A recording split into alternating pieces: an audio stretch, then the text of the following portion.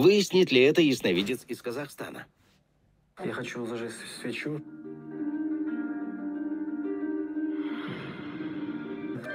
Экстрасенс из Казахстана практикует один из наиболее распространенных в Азии типов гадания – кумалаки. Это гадание на бобах. Иногда их заменяют камни.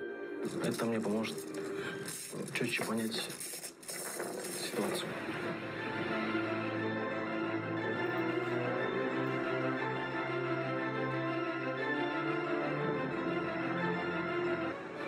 Камни показывают мне на одну ситуацию какую-то определенную.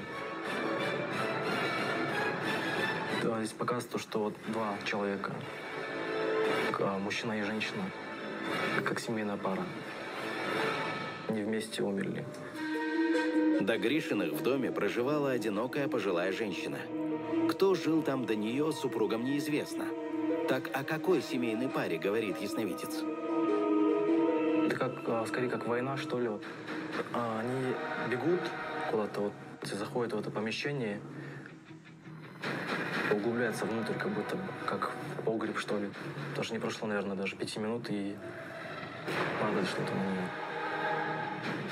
Как, не знаю, бомба. Воронка. Во дворе воронка такая была большая-большая. Я на том месте построил дом. У нас там бои большие были, как говорят, старожилы. Так что война была. Под этой бомбой это моя сестра и зять. Ну, разорвало их совсем. Как раз перед ними упал снаряд. 2 деток осталось.